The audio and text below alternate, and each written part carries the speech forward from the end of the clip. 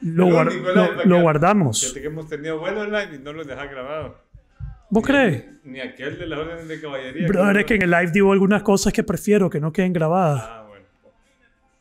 Ni quiera Dios, ¿no? Cuando estés probando, querido Cristian, me escucha. Estos lives digo más cosas aquí en los lives que en nada. ¿Estás listo para hablar de Dios hoy? 1, 2, 3, démosle. Hoy vamos a hablar del alfa y el omega. ¿Cómo se ve? ¿Ah? Dale. Qué bella esta canción, loco. Hoy vamos a hablar del alfa y del omega. ¿Creen en Dios? Te queremos, José. Gracias, Ana. Yo también te quiero. Fran Herrera. ¿Cómo estás, hermano? ¿Quiénes creen en Dios aquí? ¿Quiénes no? A ver. Ok. Estamos preparándonos. ¿Vos crees en Dios? Yo también creo en Dios. Vamos a hablar hoy de... ¿Dios? ¿De Dios? Yeah. Pues sí. Pues sí. Me tiene medio intrigado y frustrado. No frustrado, más intrigado.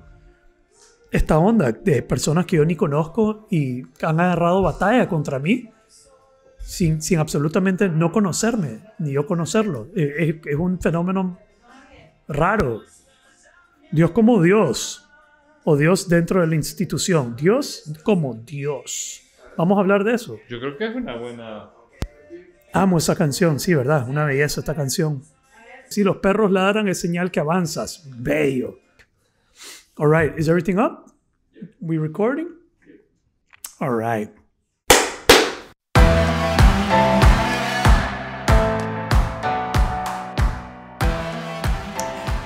¡Buya! Eso estuvo inesperado. ¿Verdad? Eso es nuevo. Estamos reinventándonos aquí. ¡Buya! Bueno. Muy bien. Bienvenidos. Episodio 31 de Conversaciones Nobles. Vamos a conversar como que si esto fuera un podcast súper formal y ordenado. No. Don Javier, cuéntenos, don Javier. No jodas. Parece Don Javier, ¿cuál sí. es su posición en este tema de... No jodas, digo. No jodas. Digo, no jodas. Se va soltando, ¿no? Yo tratando de... Mira que... Yo tratando de comportarme aquí todo formal, usando palabras elocuentes. Hasta tengo Google Santa, aquí enfrente ya para vas a ir hacer... al rezo. ¿Cómo? Solo porque estás en Semana Santa y ya vas a ir al rezo. Tómate sopa de queso ya. Me está interrumpiendo Javier, no me deja hablar, me dice no jodas. Qué bárbaro, don Javier. Mi madre, yo no te jodo. Bienvenido al episodio 31. Semana Zángana. Semana Santa.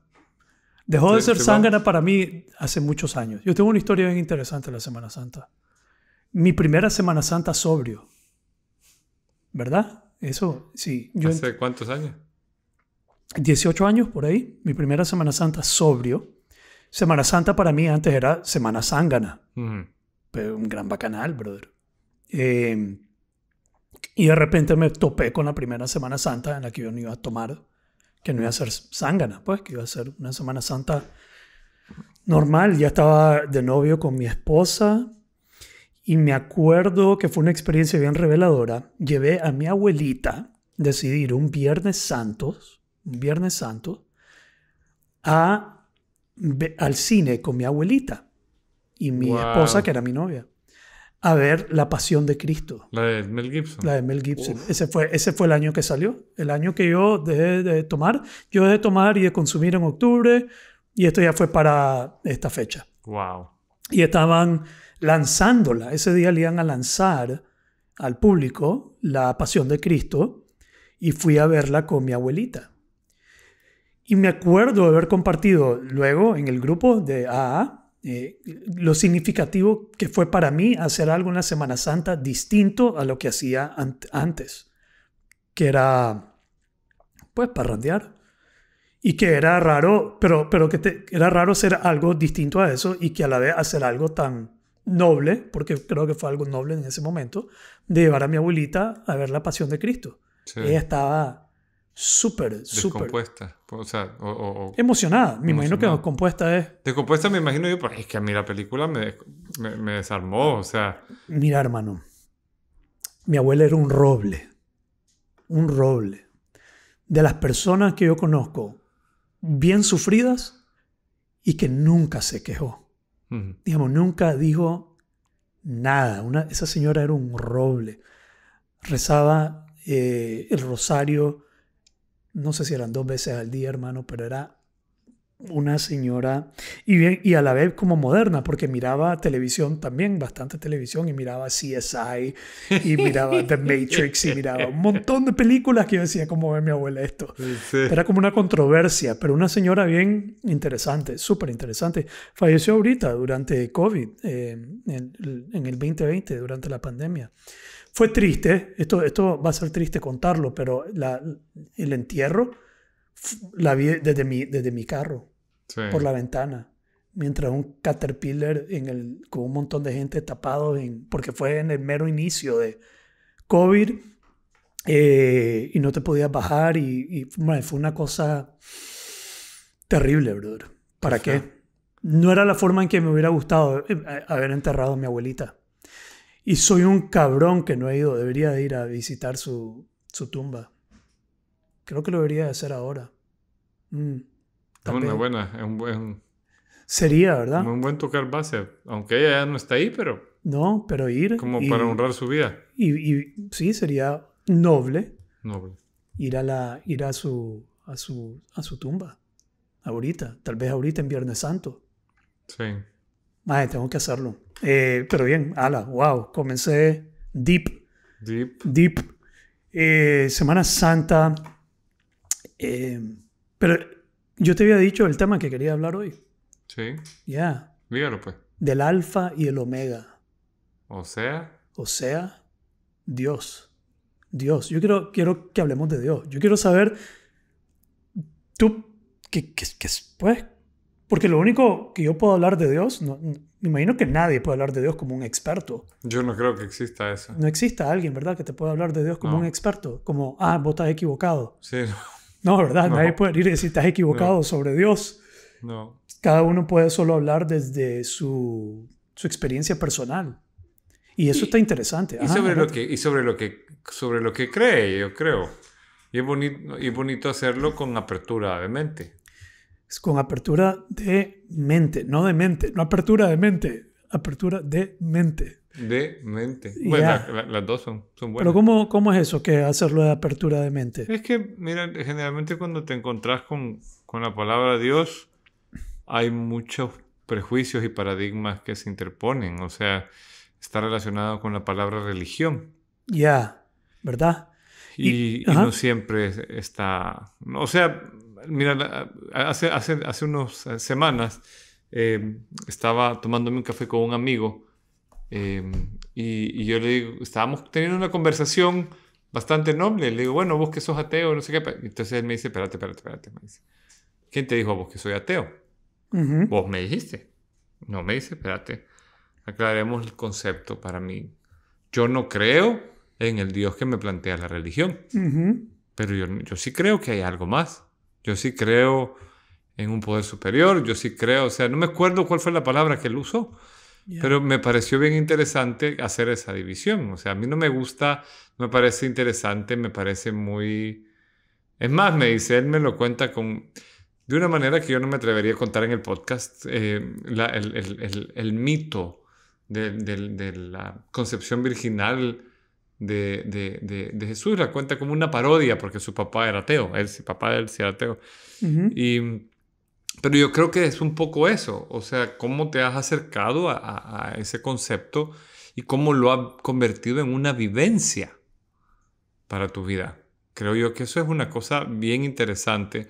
Cuánto lo dejamos en esa especie de cuadrito bonito que le hacemos una reverencia, uh-huh, y cuánto lo llevamos al corazón y lo convertimos parte de nuestra vida interior. Sí. Entonces, hay una parte que dijiste ahí, es con lo que nos encontramos cuando hablamos con alguien de Dios. Sí. Que inmediatamente te puedes encontrar con un prejuicio, con creencia fuerte. Y yo lo resumiría en que cuando hablas de este concepto con alguien, usualmente, pues, gran parte de las veces te vas a encontrar con alguien que trata de convencer su posición, sí, sobre Dios, su entendimiento, exacto, de Dios, no imponerlo, pero a convencerte que esto es, como que lo veas de esa misma manera. Vos hablaste aquella vez de que ponían a esta gente a ver un elefante de diferentes posiciones, y que uno miraba solo la cola, el otro solo miraba la pierna, el otro miraba, tocaba la oreja. Sí, y yo creo que hay algo de eso en esto, ¿no? Sí. Entonces, de repente nos encontramos con que las personas quieren convencerte que yo estoy en lo correcto, vos estás en lo equivocado. Yo sí entiendo, vos no entendés. Sí. Y es un concepto que es difícil de entenderlo por completo. Es más, yo la forma en que lo entiendo es la forma en que lo he vivido en mi vida. Lo que entiendo de Dios lo entiendo porque yo lo he experimentado. Yo he dicho en el pasado que yo no creo en Dios. Yo sé Dios. Yo sé Dios, la existencia de Dios para mí no es algo que en lo que yo creo, es algo que es tan evidente como estar aquí con vos, como verte a vos aquí enfrente. Es algo que está bien evidenciado en mi vida.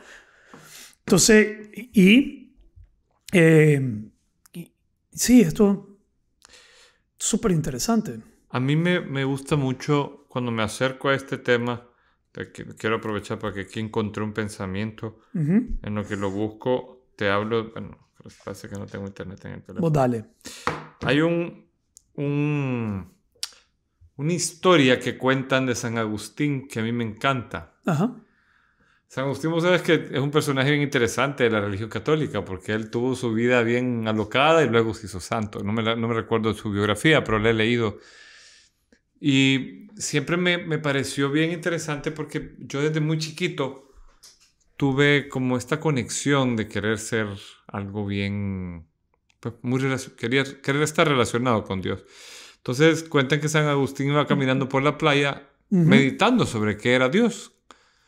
Y se encuentra un niño que ha abierto un hoyito en la arena, un hoyito pequeñito, y traía agua del mar y la echaba en ese hoyito. Entonces el santo se le acerca y le dice: hijo, ¿qué estás haciendo?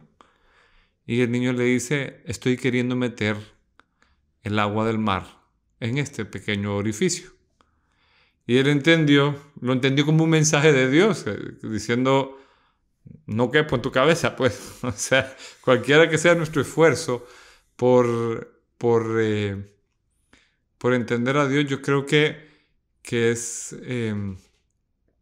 nuestro mejor esfuerzo va a valer para nosotros, para nuestra vida, para nuestra conexión. ¿Cuál es la practicidad de tener a Dios en tu vida? Sí, pues. ¿Ves alguna practicidad? Por supuesto. Ajá. Contame de eso. Pues a mí la practicidad la resumo con una historia que me pasó. Estaba una vez, cuando me gradué del primer curso de filosofía en Nueva Acrópolis, estábamos haciendo un trabajo de voluntariado, y quien estaba liderando ese día el trabajo de voluntariado nos pasó un papelito a todos, un pequeño pensamiento, y decía: hace este trabajo como si Dios mismo fuera el que te lo va a revisar. Y yo dije: wow, porque o sea, eso inmediatamente detonó en mí una serie de premisas para atrás, como si fuera una computadora que le pusiste a correr un programa, ¿verdad? Porque yo dije: ¿qué hacemos nosotros en el día a día? O sea, vaya, yo te puedo decir, por ejemplo, fui un alumno, yo me considero una persona inteligente, pero fui un alumno francamente mediocre por baja autoestima, porque no me gustaba figurar, porque generalmente los que figuran son atacados. Y después me puse a pensar en esa dicotomía, ¿verdad?, de que tenemos nosotros en el mundo moderno, que estamos con nuestra vida de trabajo y nuestra vida religiosa, y nuestra vida, no sé, de amigos, etc. Separadas. Como separadas. Compartamentalizadas. Y fíjate que uno de los grandes asombros que me llevé, que junté ese día con ese pensamiento, pequeño pensamiento que me pasó mi mentor, por cierto, que era el que estaba guiando, es que en Egipto todo el trabajo que se hacía, ellos no separaban. el trabajo de todos los días, pues, el estudio, todo lo hacían en honor a Dios. Yeah. No había esa separación. Entonces yo me puse a pensar, si Dios está en todo y si es hacia donde vamos, cualquiera que sea tu creencia, de alguna manera está Dios al final. Si te vas al cielo, si te vas al nirvana, si te vas al cielo de los musulmanes o al... Hay una frase que dice, todas las olas terminan en mis costas o en mis playas. Todas las olas terminan en mis playas, todos tus deseos me claman.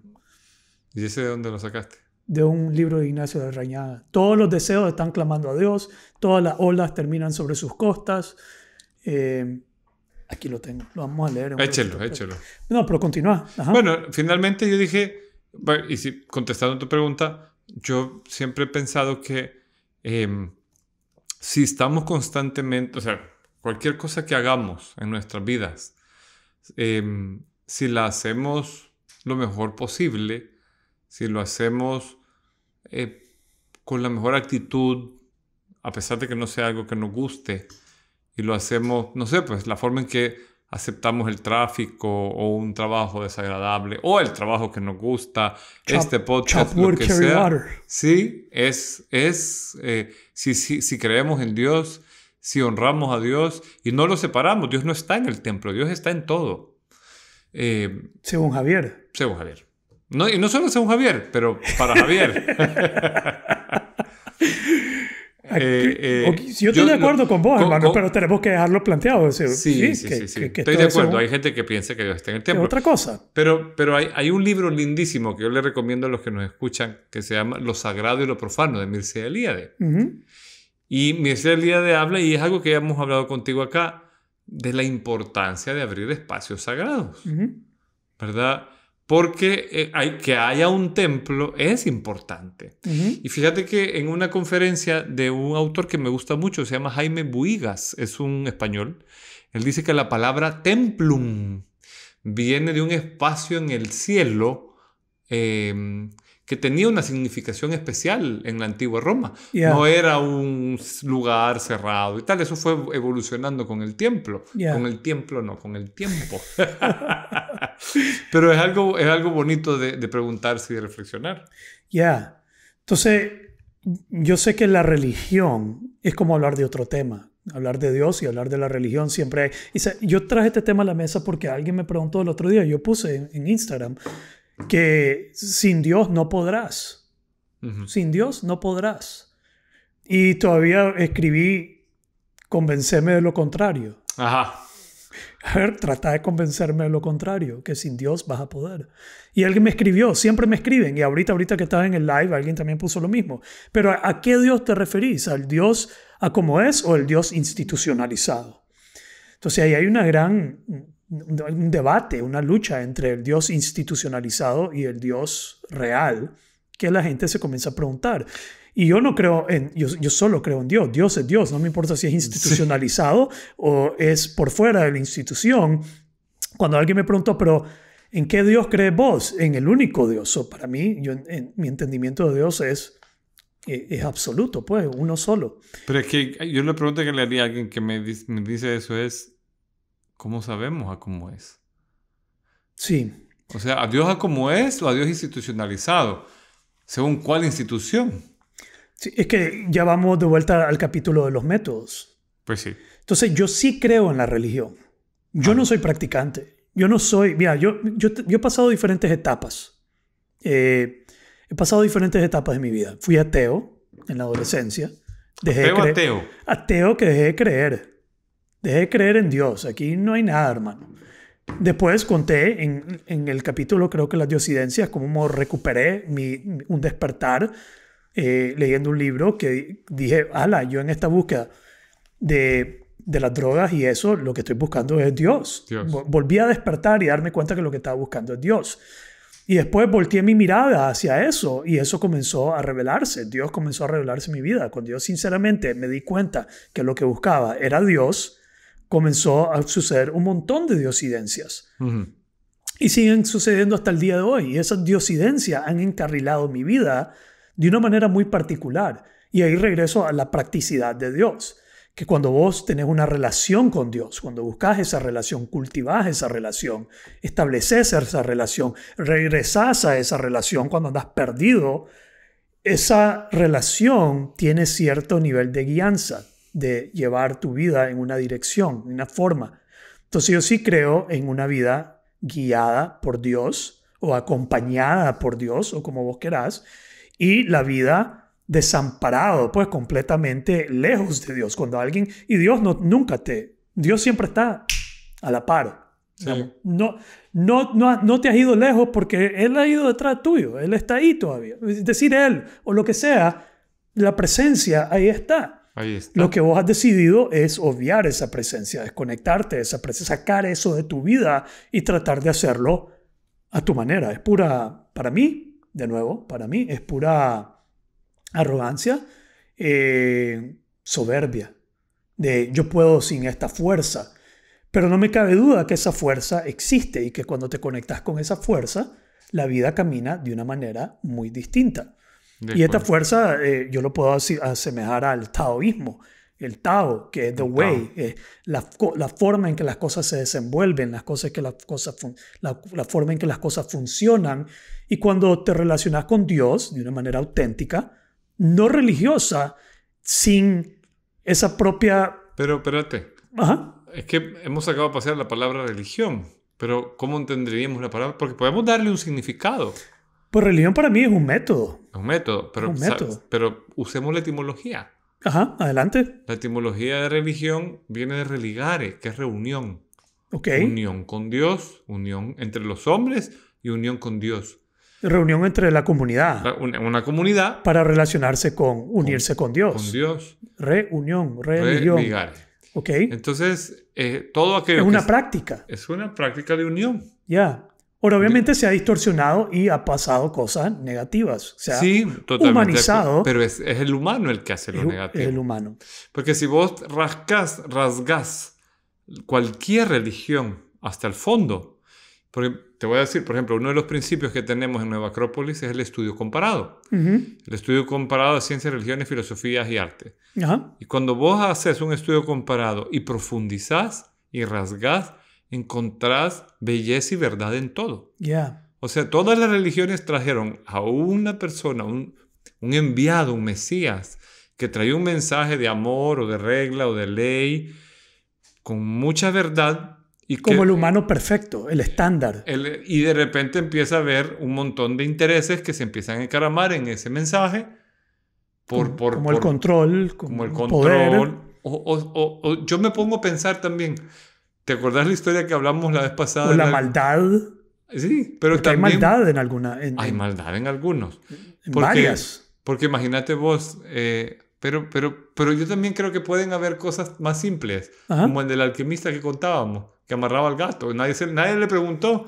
Pero entonces el siguiente discípulo que quedó a cargo dijo, cómprese un gato. Primer paso, comprar un gato. Sí, entonces tenés que cumplir con ciertas reglas que eran contextuales, no eran paja.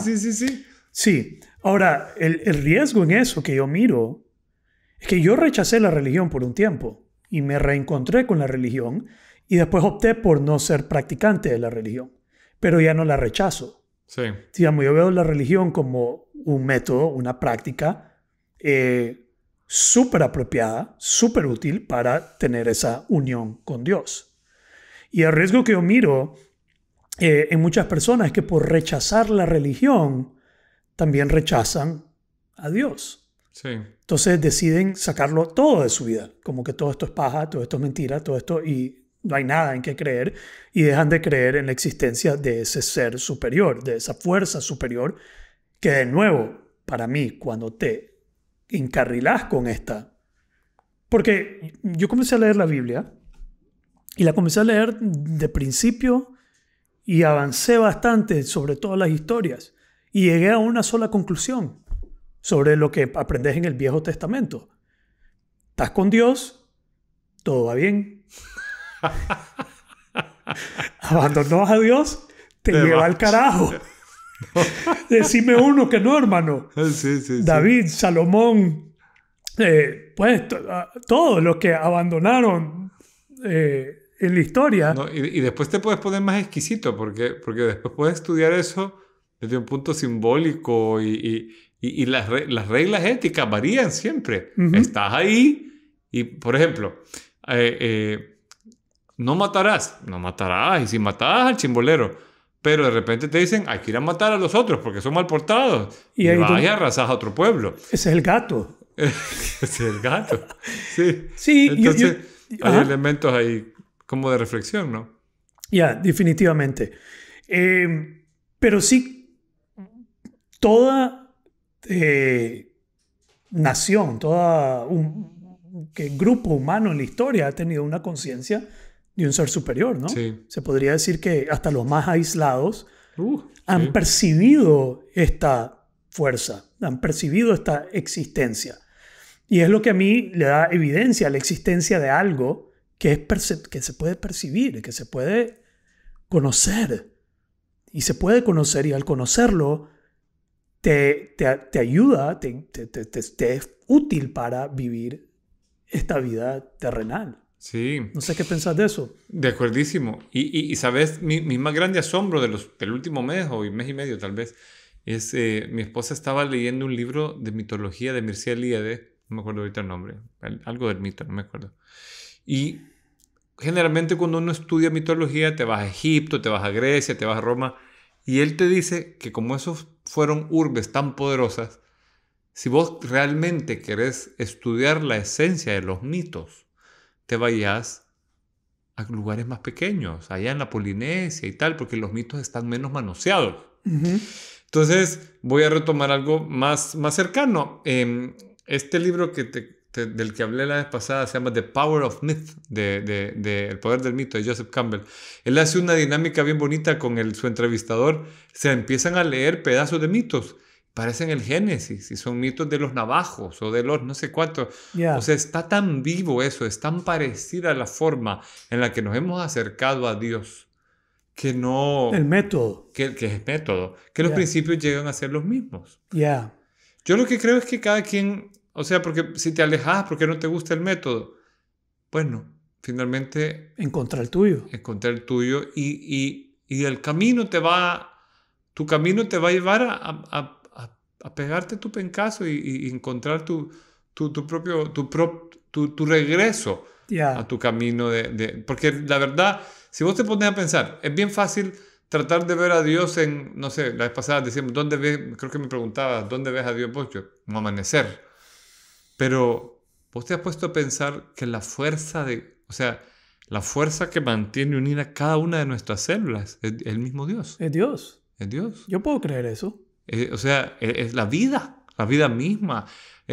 Por ejemplo, Zeus lo ponen mitológicamente como que seducía lo que se quiere. O sea, Zeus sedujo hombres y mujeres por igual. Tenías que tener cuidado porque Zeus era bien. Pero ¿qué significa Zeus? Es esa ansia de vivir de la naturaleza.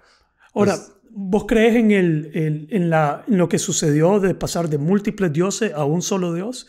Digamos, ¿crees que eso fue un mejor entendimiento de Dios? Francamente, no. ¿No? No. Ah, sí, qué interesante. Yo pienso que... Yo pienso lo opuesto, pero ok.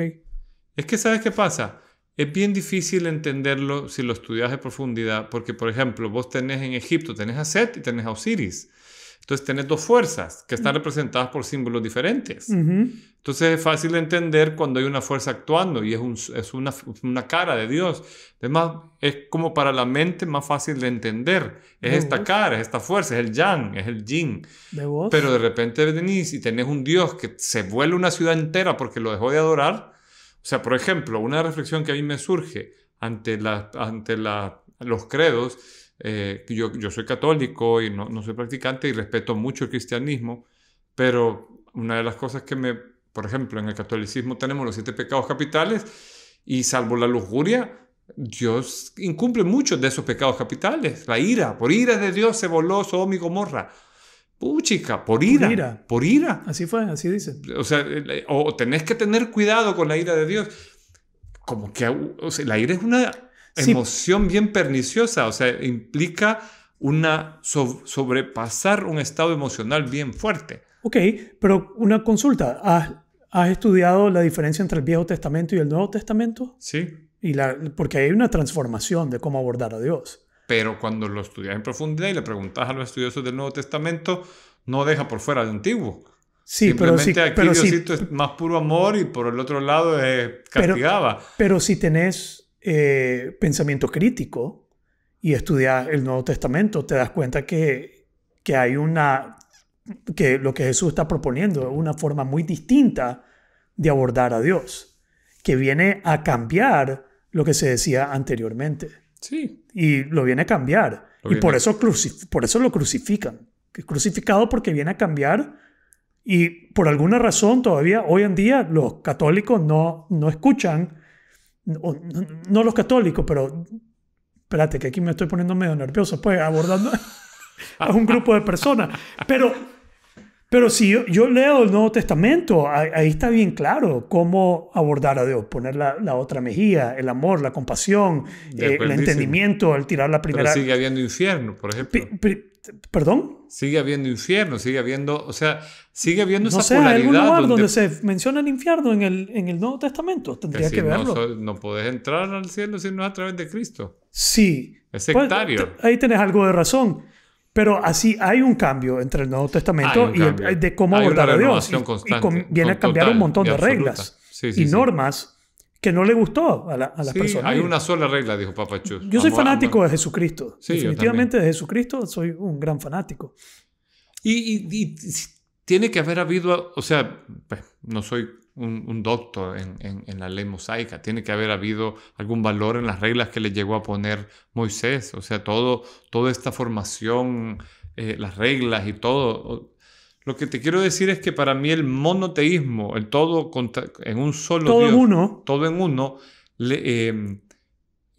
reúne un montón de fuerzas de la naturaleza que si las dispersas son más fáciles de entender. Me gusta eso y estoy medio... No me estás cambiando de opinión, pero sí me estás alimentando mi opinión. Porque viéndolo desde esa perspectiva, el hecho, la controversia o el debate, ¿es mujer o es hombre? Sí, pues sí. Aquí, si lo ves como mono, como uno, como tenés que establecer y a decidir, si lo ves como lo estás diciendo vos, la respuesta es depende. ¿Cuál es la fuerza que está... femenina o masculina, yin o yang? ¿Cuál es la fuerza que está...? Antes siempre habían habido parejas de dioses. Siempre eran parejas. Ya. Hasta nosotros con los abrahámicos ya no hay parejas. Y la Virgen María empezó a cobrar un poco de fuerza para equilibrar eso, para darle esa figura femenina. Sí, porque los católicos creen en la Virgen María como que si fuera un dios. Pues le dan ese mismo... La veneran. Hay una palabra ahí que es diferente, ¿verdad? Hay marianos que son heavy, tiene un peso heavy. Heavy, sí. Pero es intercesora. La Virgen va y le pide... Tiene cuello, pues. No es la que te hace el milagro. La Virgen no es la que... Ella va donde Dios y dice, mira, mijito, vaya, ponete Creo que te va a ser el capítulo más controversial de todos los que hemos lanzado, hermano. Pero bueno. Porque vos ponete a pensar. A mí siempre me parece bien extraño esto. Cuando vos vas al primer milagro que hizo Jesús, a mí me parece... Cambiar el agua en vino. Y que se lo pidió a la mamá, además. En la iglesia. Espérate, ¿y vos sabes en la boda. ¿Vos sabés cuántos tiempos duraban las bodas en ese tiempo? Días. Y para que haya cambiado el agua en vino es que ya no era el primer día, ¿verdad? O sea, hay un símbolo que se nos ha perdido o hay algo que nos quieren decir con eso. Pero es interesante que es la mamá la que le pide el milagro. ¿Así? Entonces, eso es lo que te toma en el catolicismo. Es la mamá la que le dice, hijo, como un amor maternal, como esa figura de la diosa madre. Y hay una película que lo pone muy lindo, que es una representación hollywoodense de un libro que se llama Las nieblas de Avalon, que es precioso. Porque hay mucha gente, pues para el tema femenino, filosófico femenino es lindo porque es de los sistemas de formación femenino de la antigua Inglaterra. O sea, están los druidas, que son los hombres, pero habían no me acuerdo cómo se llamaban, serían consideradas brujas ahora, pero eran las mujeres sacerdotisas relacionadas con la naturaleza. Yeah. Entonces, ellas tenían esta posibilidad de abrir este espacio sagrado y no ser vistas, y tenían estas ceremoniales para estar en contacto con la naturaleza. Es muy lindo todo ese ceremonial, ese contacto con los espíritus de la naturaleza y tal. Y empezás a ver cómo la invasión, entre comillas, toda la cristianización empieza a seguir a todas estas mujeres y a quemarlas como brujas y tal. Y hay una que logra sobrevivir como la Inquisición. Y dice que ella recibe una visión y le dice que la diosa madre va a cambiar. Y llega a una gruta donde se había adorado a la diosa madre, que era la diosa de ellas, y encuentran a la Virgen María. Era el mismo símbolo. Entonces lo que ella se da cuenta es simplemente ha cambiado el nombre. Es la misma fuerza de la naturaleza. Es la misma fuerza. La representación ha cambiado. Es la que ha cambiado. O sea, la misma Virgen María es bien parecida a Isis. Pero la representación la damos los humanos. La fuerza, ese es el principio. Eso no cambia. Y es casi como una marca, pues, porque mira, esto de Isis, del niño y la resurrección, la figura que tenemos hoy como Cristo, en Egipto existía 2.000, 3.000 años antes de que existiera el cristianismo. O sea, el bebé en los brazos, el que es muerto y resucitado, todo este tema, no puedo decir que es común porque no es común, tiene que ser alguien... Pero le damos una historia sobrenatural. Es una historia sobrenatural que tiene un mensaje poderosísimo de que podés imponerte a la muerte, de que la luz triunfa sobre la oscuridad. De que vivís para siempre. De que vivís para siempre. También es un mito solar. Son 3 días. 3 días, ¿te acordás del credo católico? 3 días en el infierno. En el infierno. Porque el sol se mueve en el horizonte y el 21 de diciembre, que es el solsticio de invierno, es la noche más larga, y ese día el sol deja de moverse en el horizonte y se deja de mover por 3 días. Entonces, eso tiene un símbolo también. El sol es como una forma... Cualquiera diría, ¿adoraban al sol? Sí y no. Lo que hay detrás del sol, si le preguntas a la sabiduría de Oriente, es muy profundo, pero quedémonos con que da luz y vida. Ya. Pero en algún momento... Y mantiene orbitando a su alrededor a los 9, 12 o los que quieras planetas alrededor del sol. Sí. Pero definitivamente el cristianismo, el catolicismo, tiene una gran transformación a la hora que es adoptada por el Imperio Romano. Súper. Ahí realmente es donde se comienza a ver a cómo se ve el día de hoy, ¿no? Y hay varias fases en lo que eso sucede. Yeah. Y eso tiene idas y venidas, porque antes habían como muchos grupos, y catolicismo se llama hasta en el 550 después de Cristo. O sea, esto de Pedro y todo esto es un mito. Lo que realmente pasó es que un emperador les dijo, miren, pónganse de acuerdo y ahora todos se llaman tal.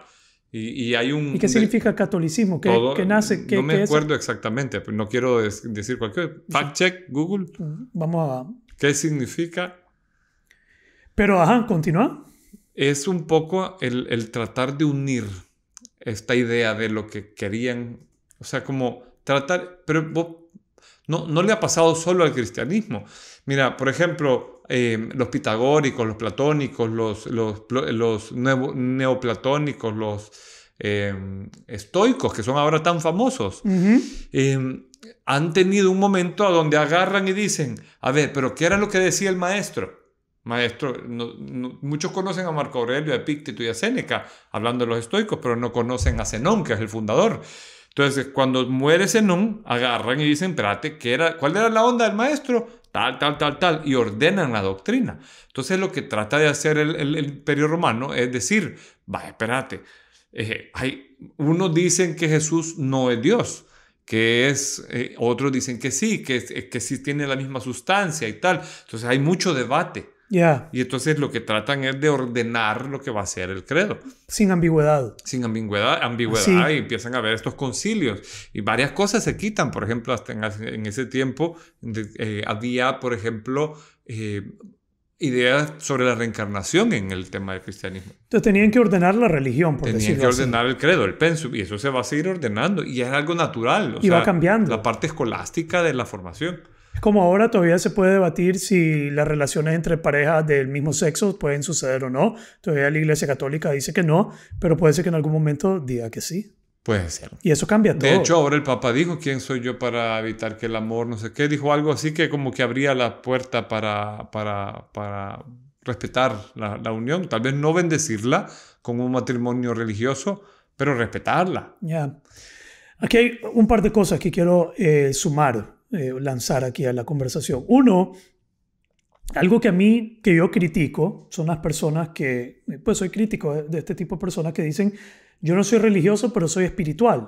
Ajá. Pero realmente no tienen ninguna disciplina espiritual. Digamos, son viva la pepa.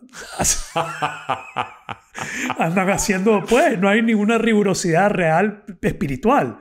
No hay una meditación, una reflexión, una contemplación. No hay prácticas espirituales. Que yo sí, yo, José Bolaños, creo que tiene que haber, para ser espiritual, necesitas una disciplina espiritual que te ayude a cultivar la espiritualidad. Yo creo que sin eso no se puede. Entonces, como quitarse esa responsabilidad encima, me parece, soy crítico de eso. Sí. No sé qué te parece. Fíjate que a mí me gusta mucho lo que estás diciendo, porque hay gente que es crítico con la religión, y una vez vi una entrevista en CNN del que estaban entrevistando cuando se estaba beatificando al Papa Juan Pablo II. Uh-huh. Y él dice, señores, somos un grupo humano, estamos plagados de errores, pero hemos durado 2000 años. ¿No les dice eso algo bueno de nosotros? ¿Verdad? Entonces, o sea, yo les diría, miren, si no, porque las religiones son un método, como hemos dicho. Sí, un credo. Un credo. Un currículum. Un currículum, un pensum. Si no podés proponer nada mejor, escoge un camino y seguilo. Ya. Lo mejor que podás. Bueno. Y si no, hace tu disciplina. Fíjate, por ejemplo, yo en Zamorano, para mí mi disciplina era rezar un Padre Nuestro y la oración aquella en el amanecer. Ya. Y esa es tu disciplina. Era mi disciplina. Porque te mantiene en tu relación con ese ser superior. Con esa conexión, porque es importante. La mente y el ego le gusta sentirse el campeón y siempre sentir que sos una partícula pequeñita, pequeñita en un universo inmenso y que hay un creador y que hay esto y hay un camino y que estamos en un proceso evolutivo. Es clave. Hay personas que siguen el credo, pero nunca tienen esa relación con la esencia, creo yo. Hay personas que siguen la religión, pero nunca llegan en contacto con ese ser superior, con Dios. Yo creo que eso lo pone muy bien Ricardo Arjona con Doña Carlota. Ajá, ¿qué dices? No, yo no soy muy fan de Arjona. No soy muy fan de Arjona, yo tampoco. Pero cuando habla aquí de Jesús es verbo y no sustantivo, que habla de que Doña Carlota, que va todos los días a misa, pero nos ponchó sin pelota. O sea, sí, maldita. O sea, de esa gente amor. Que no lleva a la práctica, o sea, hace esa disociación entre tener una vida religiosa y una vida secular. Y yo tengo este libro, Cómo Dios cambia el cerebro, y habla la práctica secular sin apertura, sin, como decís vos, de apertura de mente, cómo daña el cerebro. Cómo, si agarramos el cerebro, si agarramos a Doña Carlota, la canción de Arjona, y le estudiamos su cerebro, su amígdala es la parte del cerebro que es la que reacciona con enojo. Como un gran mango lo debe tener. Como un gran mango. Se le inflama a las personas que son seculares y que son dogmáticas y que no creen en los demás y que son bien firmes y duros con los demás. Se amargan. Se amargan y les causa un daño cerebral. Ahora, si tenés un cerebro, por ejemplo, como, qué sé yo, el Francisco. Francisco de Asís. El Papa. El Papa Francisco. Francisco, que es muy abierto, muy mente abierta. Muy mente abierta. Y tenés esa relación espiritual, tenés esa relación con Dios a través de prácticas. Aquí habla de las prácticas con la creencia real de una existencia superior y cómo eso cambia el cerebro. Sí. ¿Ya? Una conexión real con esa esencia. Entonces, solo quería tirar eso. La persona que dice, yo no soy religioso, pero soy espiritual, pero realmente no tiene ninguna práctica espiritual. ¿Ya? Sí, porque es como que le incomoda alguna de las reglas y entonces... No quiere disciplina. No quiere disciplina. No quiere disciplina, no quiere orden, no quiere enfoque. Y eso es crítico para esa relación. Sí. Lo otro que quería comentar, que creo que es interesantísimo y que no todo el mundo maneja, y esto me parece súper interesante, es que Las religiones abrahámicas, ¿cuáles son? Judíos, Judías, musulmanes y y cristianos. cristianos. En general. Nacen de la misma línea. Sí, Nacen de Abraham, del Viejo Testamento, de Jesús, y son toda la misma religión. sí, El mismo Dios. sí. Y no todos los católicos saben eso. No, Creen que el Islam y los musulmanes son otra cosa que se inventó por allá afuera, y no saben que hay una línea que es el mismo Dios sí. en diferentes etapas. En diferentes etapas de entendimiento y de... Y me parece más interesante el odio que se genera entre las tres. Sí. Y las matanzingas que se genera entre las tres. Y la guerra y la eliminación. Sí. Y aniquilar y de nuevo regresamos a las ideas. Y cómo lo que queremos eliminar es una idea. Es un concepto que necesitamos borrar de la faz de la Tierra, que está cargada dentro del cerebro de un ser humano. Ahora aquí viene algo bien interesante. Los tres grupos religiosos mencionados tienen gente dura. Y los tres grupos religiosos mencionados tienen gente bella, amorosísima. Bellísima. Mira, yo no he tenido amigos judíos. Bueno, sí he tenido amigos judíos, pero no así como que rabinos, practicantes y esto. Pero he tenido amigos cristianos, evangélicos. He tenido amigos católicos. He tenido amigos musulmanes. Y hemos tenido esas pláticas de alma a alma y de podernos entender y tal. Y me encanta. Me encanta porque lo siento, a pesar de que no... Pues yo iría, si ellos me pidieran, los acompañaría muy gustoso a un culto y estaría con ellos y practicaría con ellos, iría. No lo haría mi práctica común, o sea, es decir, pero estaría con ellos. Tienen gente hermosa, gente que practica y su práctica los ha llevado en un proceso de transformación, de cercanía con Dios. Yeah. Pero tienen grupos duros que como que van en contra de lo que practican sus mismas religiones. Fíjate, para cerrar el tema y prestarte el micrófono, estuve en Egipto hace 4 o 5 años y los musulmanes, que uno los ve desde este lado como con miedo. Con miedo. Ellos se ven a sí mismos como una religión de amor. Ya. Yeah. Y fíjate que 2 o 3 veces en mi vida he tenido problemas de diferente índole, de salud y etcétera. Y los musulmanes, de alguna manera, o sea, un vecino, un compañero de clase o algo, me han dicho: Javier, permitime hacerme cargo de tu vida. Económicamente me va muy bien. Y quiero hacerme cargo de tu alimentación, yo te quisiera llevar, quiero honrar a Dios, te quiero ayudar, necesitas ayuda, sos mi hermano, yo te quiero ayudar. Y no te lo dicen como... O sea, con ego. No te lo dicen con ego. Obviamente usan una palabra que podría sonar así como I have, you don't. O sea, yo tengo ahorita, tú no. Déjame ayudar. Pero está bien. Sí, pues sí, al final es un hecho. Hay varias personas escuchando, diciendo: Javier, preséntame a tu amigo, por favor. No, pero lo interesante es que esté esa como cultura de te quiero ayudar. Sí. Quiero estar ahí para ti. Y yo creo que lo bien jodido en todo esto es el rechazo del que está en una religión hacia otra, el que está fuera de una religión hacia la gente de esa religión, y el rechazo que se va generando entre todas. No va a sobrevivir la humanidad. No va a llegar a ser una humanidad armoniosa, a menos que nos aceptemos o que una elimine a todas las demás. Hasta que nos quitemos ese corralito mental. Sí, es un corralito mental. Sí, fíjate que una vez iba yo en un bus y escuché a un pastor hablando muy mal de Buda, diciendo que el tsunami había sido culpa, el tsunami en Sumatra y esa zona había sido culpa de que eran budistas. Y me dolió muchísimo escucharlo. Entonces me bajé y todo el grupo de ventas de la empresa en la que yo trabajaba en ese momento eran evangélicos. Ajá. Entonces les dije: miren, yo no quiero convertirlo, solo quiero hacer un experimento con ustedes. ¿Me regalan 10 minutos en su hora de almuerzo? Sí, ok. Entonces, podemos hablar un momento. Quiero contarles en 10 minutos quién fue Siddhartha Gautama, conocido como el Buda. Y quiero que me digan qué piensan después de eso. Perfecto. Y todos se cerraron, ¿verdad? O sea, estaban como en una actitud como incómoda. Y ese es el punto. Es eso de lo que estás hablando antes de que continúe. Es el punto. Que apenas se emerge eso, como te voy a hablar del Buda, hay una Sí. Se cierran. Pero vieras qué interesante, me escucharon. Hablé de la biografía cortita, lo que dijimos acá en el podcast, las 4 nobles verdades, y hablé del octuple sendero y un poquito de esto y lo otro. Y me dijeron, mire, don Javier, me ha cambiado por completo la percepción que tenía yo. Yo me lo imaginaba ese gordo que uno se lo ve en los restaurantes chinos, que no sé qué, y un ídolo diabólico. O sea, yo les dije que antes de todo esto, ¿qué es para ustedes el Buda? Un ídolo diabólico, me dijeron. Okay. Un ídolo diabólico. That's it. Wow. Un ídolo diabólico. Entonces, puedo yo... Hay que eliminarlo.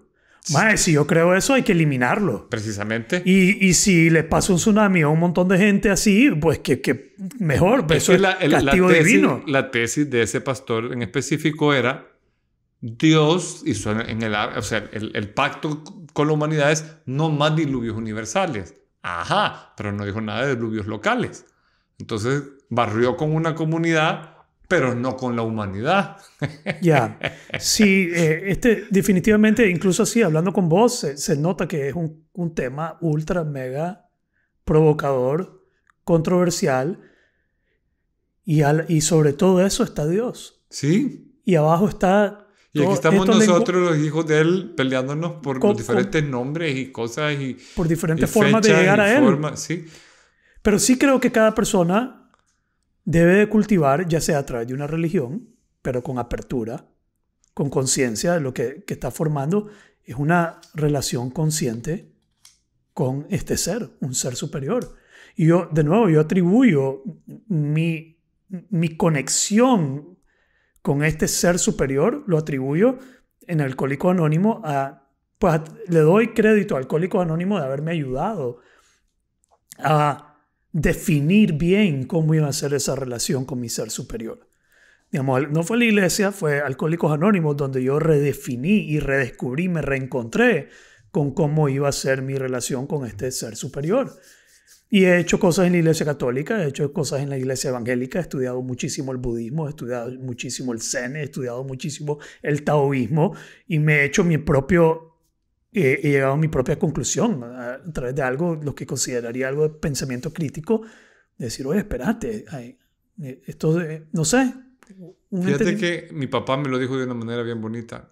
Me dijo exactamente todo lo que me estás diciendo y me dijo, y el que más me gusta es el catolicismo y con ese me quedo. Ya, pero Punto. no rechaza a los demás. Exacto. Yo respeto a Buda, me parece un señor interesantísimo, yo respeto a Confucio, pero para mí, Dios Padre, Dios Hijo, Dios Espíritu Santo, la Virgen y el Santísimo es mi camino. Punto. No veo mal en los otros. Mi camino ha sido escogido. Ya. Quiero leerte algo aquí. Y de nuevo, hablando de la Semana Santa, ¿no? Esta es una oración que se llama Centro de Gravedad. Wow. Te la voy a leer toda. Dele. Dice, para cantarte, mi Señor Jesús, ¿cómo me gustaría tener ojos de águila, corazón de niño y una lengua bruñida por el silencio? Toca mi corazón, tócalo y verás cómo despiertan los sueños enterrados en las raíces humanas desde el principio del mundo. Todas nuestras voces se agolpan a tus puertas. Todas nuestras olas mueren en tus playas. Todos nuestros vientos duermen en tus horizontes. Los deseos más recónditos, sin saberlo, te reclaman y te invocan. Los anhelos más profundos te buscan impacientemente. Eres noche estrellada, música de diamantes, vértice del universo, fuego de pedernal. Ahí donde posas tu planta llagada, ahí el planeta arde en sangre y oro. Caminas sobre las corrientes sonoras y por las cumbres nevadas. Suspiras en los bosques seculares. Sonríes en el mirto y la retama. Respiras en las algas, hongos y líquenes.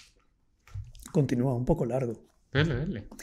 Por toda la amplitud del universo mineral y vegetal te siento nacer, crecer, vivir, reír y hablar. Eso me recuerda a vos, Javier.